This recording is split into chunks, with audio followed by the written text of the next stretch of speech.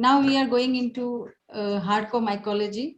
That is, we understood, we had an overview of importance or significance of understanding the fungal infections. In the process of understanding, we have to identify the fungi. At the same time, it is a challenge for us that we have to report them, and we have to report them with a identification, that is genus and species. Many a times we feel we are very updated, what we are reporting, what we have known, what we are prepared for writing is all as per our knowledge. It is very up to date. But something is going at a much faster pace than what we have understood or what we have known. So this is all about in the fungal kingdom, and we are discussing current taxonomy in this part. So in this presentation, my emphasis will be on the current taxonomy and how we can update ourselves.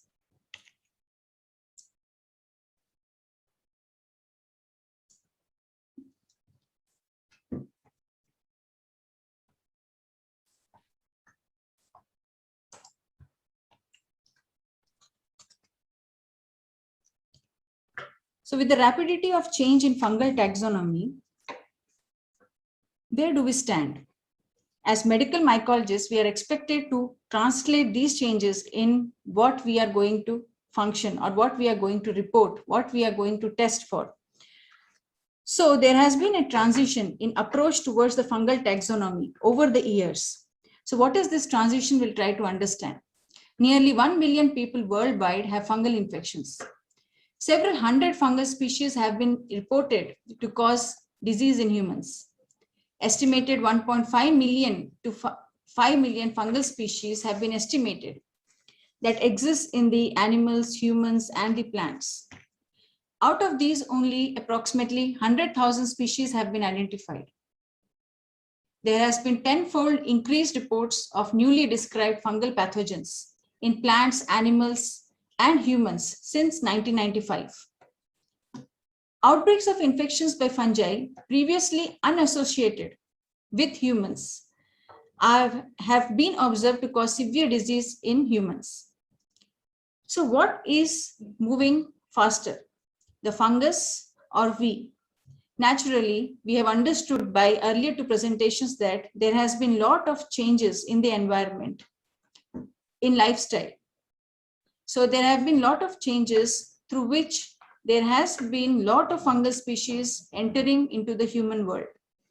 At the same time, there has been transition occurring in some other part, that is, morphological characteristics which were earlier defined or earlier considered to be important to create a fungal taxonomy is slowly progressing towards molecular and then to phylogenetic analysis, which is again and again leading to increased reclassifications and new species identifications.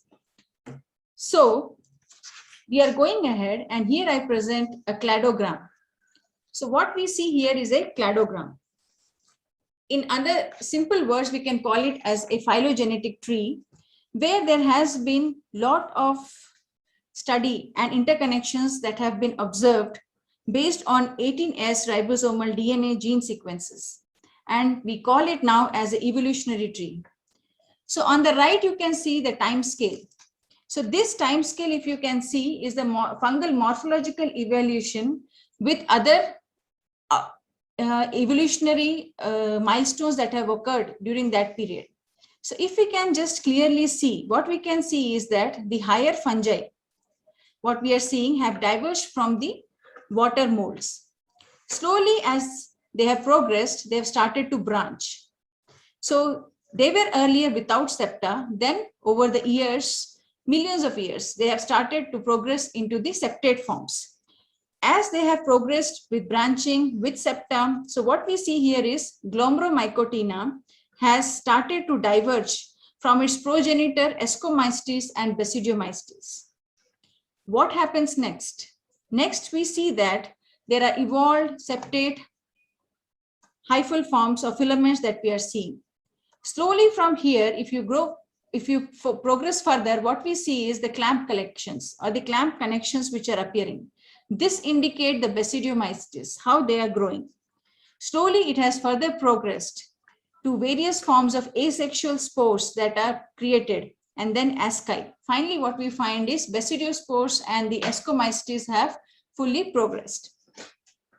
So if you can look at it, this is how there have been lot of, so there is some terminologies you will hear, that is polyphyletic and monophyletic.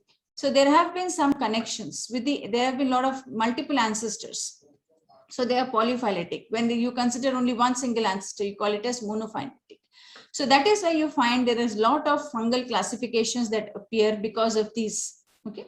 So over the years, we have seen that there has been lot of shift, lot of evolutionary tree that we have understood in a better way when we switched from the morphological to the molecular classification.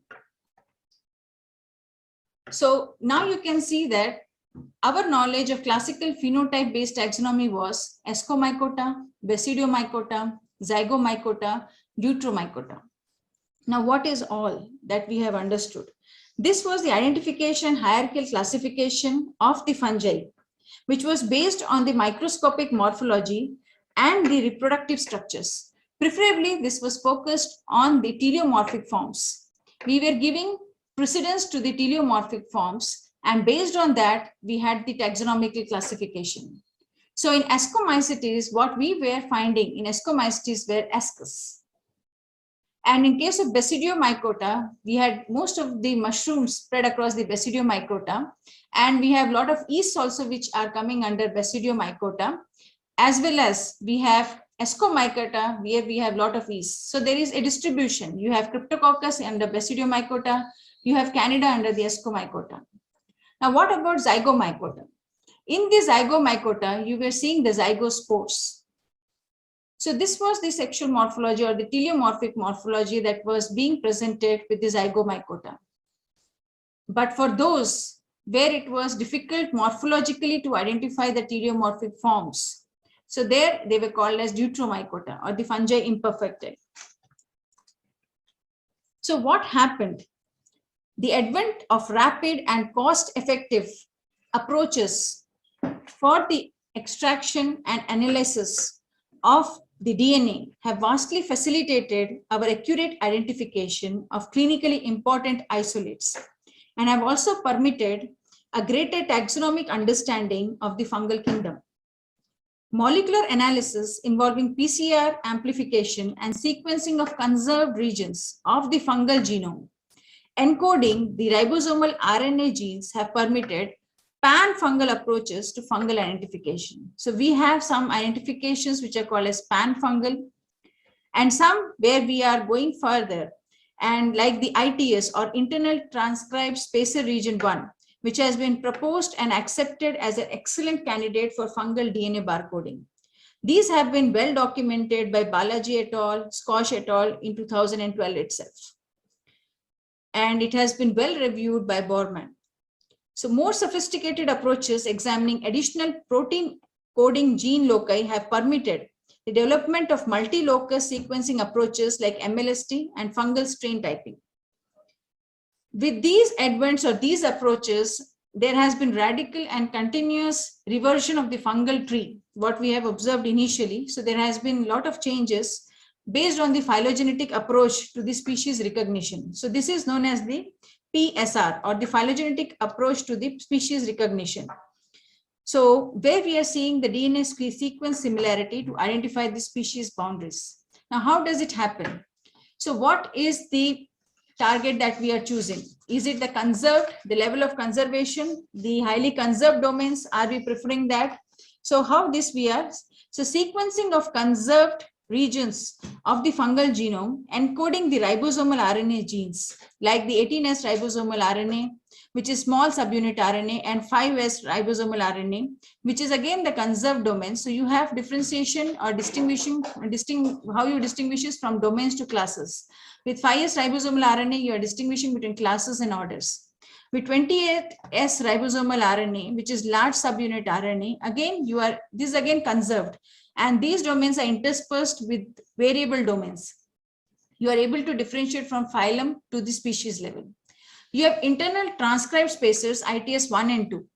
So these are not part of the structural RNA. So it's like internal transcribed region. So what you're finding is it is a variable domain, and you find species and closely related genera. So it is the highly variable part. And further going to the intergenic spacer region, that is IGS, you again find here it was variable with ITS 1 and 2, you find highly variable domains with IGS. So here you are able to distinguish with the taxa up to the level of strains and races. So what I mean to say here is, with the molecular approaches to identification and taxonomy, what you are going to choose, your level of classification or distinguishing the taxa from domains to classes, phylum to species, interspecies, intergenera, that is how you, or strains, that is how it happens with what molecular region you have, or what portion you have sequenced, like sequenced of conserved region, or whether you have sequenced the variable domains. So that is how you are going to further process. So once we enter into molecular aspect, like we have lecture on the molecular mycology, so we will dig deep into these aspects further. Now we are discussing about the taxonomy. So this table tells you about choosing the conserved domains, tells you what, and choosing the variable domains, it further explains you, or further it helps you in identification of the species and further. Now this is very important. Based on the molecular approaches to identification and taxonomy, what is the current taxonomy that we are seeing, or what we have to understand? The current taxonomy goes on like this. So you have got 7 phyla: Ascomycota, Basidiomycota. So we always like to start from here, because you have got the Glomeromycota, which are new ones, then Blastocladiomycota, Chytridomycota, Neocali-Mastigomycota, and Microsporidium. Now, because these are some phyla which have got some changes. If you look at the what has been retained in the taxonomy, that is Ascomycota and Basidiomycota has been retained in the taxonomy, and they have been placed in the subkingdom as from the beginning in the Dicaria. So they are coming in the subkingdom Dicaria. So what has been lost, or what has been disbanded? That is the Zygomycota. Why Zygomycota has been disbanded? Because it was found that after a lot of studies, they have found out that, and the molecular world has approved it with molecular approach, they have demarcated that it is polyphyletic. It has multiple ancestors in its origin, and henceforth the term Zygomycota was disbanded. So what do we interpret by this, or what do we understand by this? So with the new fungal kingdom, we have 7 phyla. So what are those 7 phylum? We have subkingdom Dicaria with 7 phylum: Ascomycota, Basidiomycota, Glomeromycota, Blastocladiomycota, Chytridomycota, Neocali-Mastigomycota, and Microsporidium. But where are our mucorales? If you look at them, they are coming under the order, that is our subphylum is Mucormycotina and order is mucorales. So our subphylum, if you look at the subphylum, that is Mucormycotina. So you have 4 subphylum, that is Mucormycotina, Entomophthalomycotina, Kikexilomycotina, and Zoopagomycotina. So these 4 subphyla, they have been placed under the incertae sedis. That is, this incertae sedis means of uncertain position. So Glomeromycota, if we look at it, it does not incorporate these. It incorporates Glomeromystes, which has got the order, that is glomerales, archisporales, and diversisporales. So what is important, what we are coming across, what we are seeing regularly, the most important Mucormycotina, under that, the most important order that we are seeing is mucorales, and most of the pathogenic fungi like Apophysomyces, Cocchromyces, Cunninghamella, Lichthemia, Mucor, Rhizomucor, Rhizopus, Saxina, all these are falling under the Mucormycotina. What about Entomophthalus? They have been placed under the subphyla, that is Entomophthalomycotina, which includes the Conidiobolus and Basidiobolus. So these are the ones which are very, very important. So then what remains with Ascomycota and Basidiomycota? So Ascomycota is now divided into 3 subphyla with at least 14 classes and 60 orders. Roughly it has got 14 classes and 60 orders. So the most important subphylum is the Tapherinomycotina.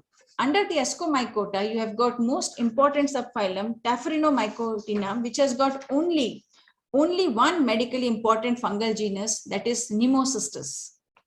Nemocystis is very, very important. It comes under the subphylum of the Ascomycota. If we look at the further subphylum, Saccharomycotina. Now, Saccharomycotina under the Ascomycota, it contains very important, this is one very important subphylum, that is Saccharomycotina, because most of the yeasts, what you hear, they come under most pathogenic Ascomycetes yeast. The Candida are Ascomycetes yeast. So most of the Ascomycetes yeast, they come under the subphylum Saccharomycotina. Other remaining medically important Ascomycetes, they fall under the subphylum that is known as the Pezizomycotina. Now, Pezizomycotina has at least 14 orders. Now, what do we hear in Pezizomycotina? We have Cladosporium. Most of the melanized fungi come under the Pezizomycotina. Cladosporium, Curvularia, Alternarium. So they have got different orders then. Pleosoprales, Chitotyreales, Eutrails, and like that there is a continuation of lot of other orders. So orders, remembering orders is also very difficult. Broadly, if we try to understand, we have got most of the melanized fungi. Melanized filamentous fungi and melanized a kind of yeast or a creamy kind of growth initially like Exophiala, later on turning into filamentous. So that all these fall under the subphylum Pezizomycotina of the Ascomycota. So if you look at Ascomycota, you have got Cladosporium, Alternaria, Bipolaris, Curvularia, Exrohylum, Cladophilophora, Fonsacia, Remichloridium, Rhinocladiella. Then coming to the other hyaline molds, that is your Aspergillus, Penicillium, Paecilomyces, Talaromyces. We have heard about Talaromyces in our earlier lecture. So it is capable of causing the cutaneous as well as the systemic manifestations, which was considered as a dimorphic fungus. If you have a morphological classification, it was falling under the dimorphic fungus. So this is all. And then we have dermatophytes. Your first lecture was on dermatophytes, where Dr. Asati has discussed in detail about how it causes the lesions. So you have got the Onigenales, which is the order in which you have got the dermatophytes. So the detailed classification of dermatophytes have again undergone a very beautiful classification. So they have got a lot of species complexes and others. We'll try to understand as we progress from one day to the other. So the dermatophytes, what we understood is Trichophyton, Microsporum, Epidermophyton, and also the Arthroderma, which have got the teleomorphic forms. They come under this Ascomycota. Now, there are some other very important members of the Ascomycetes, like you have got Blastomyces, Coccidioides, Emmonsia. Emmonsia is having changes in the name nomenclature, which will be understand later on, like it has been changed to Emergomyces, Histoplasma, Paracoccidioides. So this all falls under the Ascomycetes. So Ascomycetes is a very, very huge, if you can look at it, it is a very huge phylum where you are having most of the pathogenic fungi. Then you have got Chitomium, Madurella, Philomnium, Oribasidium. So like this, Sporothrix, so Neocetladium, Geomyces. So there is no end to the list what you find about the Fusarium, Acrimonium. So a lot of members in the Ascomycota. What about phylum Basidiomycota? If you look at phylum Basidiomycota, so there are 3 subphyla in Basidiomycota. That includes the Puciniomycota, then Ustilaginomycotina, and Agaricomycotina. Now, even I am finding it slightly difficult to spell some terms, but they are that difficult. So what we should remember and what we should know. So if you look at it, the yeast, like there is a yeast which appears orange on growth, that is Rhodotorula and Sporobolomyces. Both Rhodotorula and Sporobolomyces have similar, almost same color on the medium when they are grown. They appear slightly orangish, pink to orangish in color. And they are coming under the Basidiomycota. They are yeast. Similarly, you have got Trichosporon and Cryptococcus, most important members which are responsible for systemic manifestations, cutaneous manifestations, which come under the Basidiomycota. So it is also falling under the Basidiomycota. Then Ustilagomycotina. What is very important in Ustilagomycotina? If you look at in Ustilagomycotina, what you remember is Malassezia.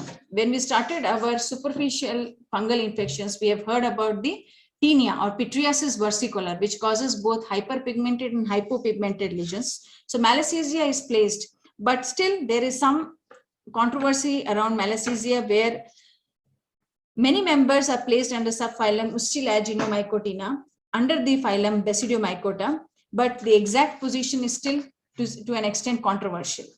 So we have understood that this particular image is almost very, very important when you are trying to understand the taxonomy of the fungus in the current scenario. So in the current scenario, you have got 7 phylum. What is the take-home message is there is no more zygomycota. There is no more what you call it as the zygomystis group.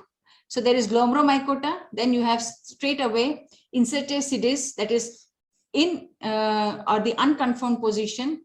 So you have got orders and you have got subphyla. You have got Mucormycotina, Entomopteromycotina, Kikexelomycotina, and Zoopagomycotina. So we progress further from here. So slightly of a complication of taxonomy is coming as we go further. So what is the impact of these molecular approaches on the fungal nomenclature? So what do I do when the fungal nomenclature is changing at such a faster pace? What have the other people understood by this? And how are the different societies who are dealing with nomenclature? They're very concerned and they're very coordinated to give nomenclature a very smooth understanding so that it is easy for the clinical world and the clinical mycologists to write them properly, to identify them properly, and to discuss. There is a good discussion among the botanists, among the various people who are working on the mycology. So there was an Amsterdam Declaration in 2011, where the elimination of dual nomenclature system was discussed. And finally, it was decided that there will be one fungus and there will be one name from January 2013. So what happened in that? The Article 59 of International Code for Botanical Nomenclature was abolished under the new ICN. So what was the new ICN? The adopted new ICN was called International Code of Nomenclature of Algae, Fungi, and Plants. So this new code actually, it actually discontinued the practice, or it actually abandoned the practice of assigning precedence to teleomorphic names over its anamorph alternative. So it made things very simple. It made things actually simpler for us to discuss when we are sitting in a forum, when we are discussing the fungi from the plants, fungi from various sources. So fungal nomenclature, as we proceed, what governs or what are the rules established by International Code of Nomenclature for algae, plants, and fungi? So under the ICN, it dictates a name for a fungal species is only valid if it is in a Latin binomial form. It is accompanied by a description in Latin or English. It has a holotype deposited in a recognized culture collection. So there has to be a holotype which has to be deposited. And it has to be a very well recognized, worldwide recognized culture collection. So we have a lot of culture collections. We have one of the good culture collection at PGIMER Chandigarh. So similarly, world over, we have got culture collections, recognized culture collections, where people deposit the holotype. Has been registered in recognized online repositories as MycoBank and Index Fungorum, and published with a MycoBank accession number. So all these things, all these criteria are very important if you want to name a fungus, and we have to acknowledge it as a fungal species. So if it is approving, if it is fulfilling these criteria, it comes to a name for a fungal species. The name becomes valid only after these steps. So what are the implications of these changes in nomenclature for medical mycologists? The abolishment of the dual nomenclature system and introduction of molecular tools. So this has led to confusion in the clinical literature interpretation among the clinicians and medical mycologists. So we see a lot of trouble among the clinicians, even writing the common fungal names. They go wrong when they're mentioning many fungal names because they find the names very difficult. And when it is changing at such a faster pace, even the medical mycologists find it very, very difficult to keep themselves at pace with these changes. So what we are seeing, we are at a slow pace with the rapidly changing taxonomy. Again, we are having a trouble in finding a single source which can keep us updated or which can keep us abreast. So what are the websites that we have to refer, which can serve as useful online repositories? They include MycoBank, Index Fungorum, then Westerdijk Fungal Biodiversity Institute.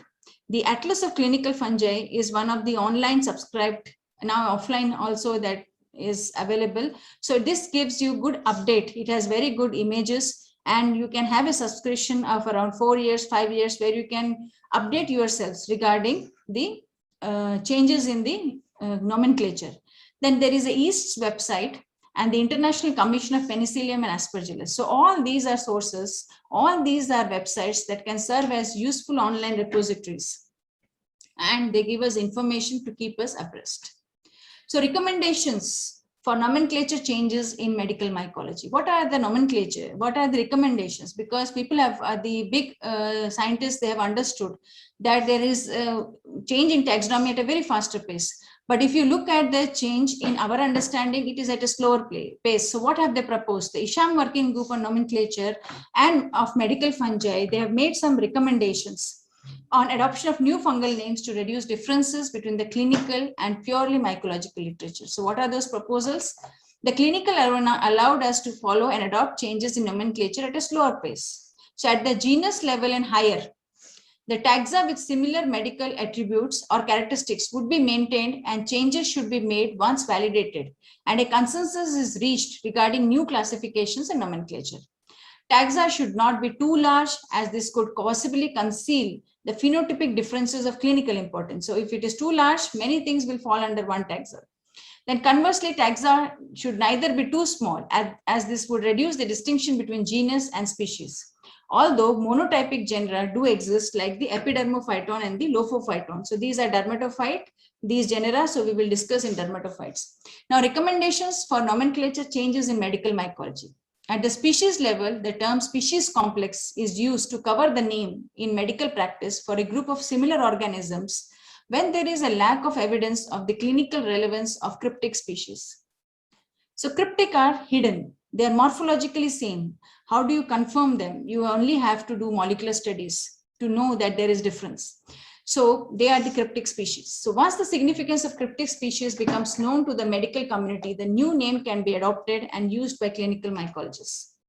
Nowadays, we see a lot of species complex, increased use of term species complex. There is no clear taxonomic definition or statute for this term, but various authors have used it in different contexts. For example, a selected group of organisms difficult to differentiate between based on standard diagnostic methods like phenotypic and DNA barcode with single targets. You have got a lot of species complex, like one here shown, Aspergillus viridionatans species complex, which has got members of Aspergillus section fumigati, and you have a lot of members in it. Then there is some authors believe that a substitute for the subgenus term section, example Fusarium aspergillus and Trichoderma genera. So other group of members, authors think to group together well-described species from which there are no known or insignificant differences in clinical parameters, like the Aspergillus niger species complex, because many members have the same AFST profiles. Coccidioides immitis species complex, although we know that there are 2 species of the Coccidioides immitis. So Canada albicans species complex, which is known to consist of albicans, Africanum, Stellatoideae, Canada glabrata species complex consisting of glabrata, nevarensis, and barcinensis. Then some authors believe to group together species when the taxonomy is unsettled or under debate in literature. So the debating point has been the Cryptococcus. There have been proposed 7 separate Cryptococcus species. So whether it is a splitting or lumping, we do not know. Cryptococcus neoformans complex, species complex has undergone splitting as well as lumping. 5th group of authors, they think key phenotypic differences may exist, but the clinical relevance is not fully known. So in those cases, we group them initially as complexes, like Candida parapsilosis, metapsilosis, and orthopsilosis. So what again is the take-home message for clinical mycology laboratories reporting? Initially, you should report them as species complex, as preliminary microbiologic test result. But once the species is confirmed, if you have a facility for molecular testing, and once the species is known, final result should be provided to the clinician Then clinically relevant changes in fungal taxon or nomenclature, and what are the current controversies. So there have been a lot of studies which have tried to see whether they are having species complexes, what are cryptic species, what to be included, what to be excluded. Among them, the major taxonomic and nomenclature changes over the last decade is that of Scedosporium. What happened with Scedosporium? Pseudo-Escherichia boydii and Scedosporium apiospermum. These were considered as one as teleomorph, another as anamorph. Now we know that Pseudo-Escherichia boydii, anamorph is Scedosporium boydii, and Pseudo-Escherichia apiosperma, anamorph is Scedosporium apiospermum. So these are separate species. Then there is a Scedosporium apiospermum species complex, which again is composed of several species. So morphologically distinct species, previously known as Scedosporium prolificans, has now been renamed as Lomentospora prolificans. So all these are important when we are going ahead with some publications or when we are going ahead with reporting of clinical relevance. There have been splitting again. Splitting Cryptococcus neoformans var grubai, Cryptococcus neoformans var neoformans. They have been split into separate species as neoformans and Cryptococcus deneoformans respectively. So this table is very, very important in understanding. Cryptococcus gattii was proposed to be split into 5 distinct species. So that has occurred with the Cryptococcus gattii. Splitting has occurred. Now, in some fungi, we find lumping or grouping. Grouping is predominantly seen with Fusarium. Fusarium solani species complex encompass at least 60 phylogenetically distinct species. So traditionally identified individual haplotypes are there. There are a lot of other members which are still receiving the formal names, and there have been a lot of changes occurring around Fusarium. Presently, if you look, they have been grouped under 8 different species complexes: Solani species complex, Oxysporum, Fujicore, Chlamydosporum, Dimerium, Incarnatum, Sambunisum, and Tricinatum. So these are some of the species complex for Fusarium. Recently, some members have proposed Fusarium solani species complex to be moved to Neocosmospora. So now this is the new term based on phylogenetic analysis. So everything in Fusarium solani species complex has been renamed with Neocosmospora. So many have argued against renaming members of Fusarium solani species complex. There is a lot of conflict around these changes also. So new fungal taxa from human clinical material from the period from 2018 to 2019, you can have this reference of Borman et al., who have made a very good summary, a very good suggestion of how the changes have occurred from 2018 to 2019. So you can get along, you can just observe these are the changes, and these are some of the new fungal taxa that have been proposed, and these are the sources of various samples which are of relevance, which are causing human diseases. Then you have got some revised. There are revisions in the fungal taxa from 2018 to 2019. There are a lot of Canada species actually which have got revised names. So we'll further see there have been a lot of changes with Canada. So you may feel happy, you may feel sad, but yes, it has got. Similarly, Emonsia crescens, Emonsia soli, we have understood that they are dimorphic fungi and they have been renamed under Emergomyces, Emergomyces crescens, Emergomyces soli. So there have been a lot of revisions in most of the Canada species: Glabrata, Nacasiomyces glabrata, Kafer, Cleveromyces marcixanus, Cruziae, Pichia kudrovazi, Guillermondi, Meyersomia Guillermondi. So it goes on. The list is endless. So there is a lot of changes that we have to update ourselves with. Similarly, Cryptococcus, some species, there have been some new members which have entered, previously named as Pseudozyma, have been given new names. Rhodotorula has got new revised species name. Then Trichosporon members like Cutaneum, mucoids have got new species names. So these are some of the relevant important changes. So what do we summarize? The field of medical mycology is rapidly changing with newer molecular and proteomics. New species are discovered rapidly as new ecological agents of invasive disease. There is abandonment of the dual nomenclature system, so which has led to a lot of changes, lot of innovations. Ever-changing literature leads to confusion among medical mycologists, clinicians who are responsible for direct patient care. So there is a lot of confusion. So we should speak together, mycologists and clinicians. Reference laboratories, they need to provide useful information to aid clinicians in this endeavor. So taxonomy, as we is described sometimes as a science and sometimes as an art, but really it's a battleground. That's true. So I also want to remind that we are into the Fungal Disease Awareness Week, and our motive is to get awareness or to spread awareness among all those who are interested in mycology. At the same time, we are also getting much aware as we are proceeding in teaching you or as we are proceeding in training others. So it's a learning experience for us and hope that it is a learning experience for others. Thank you.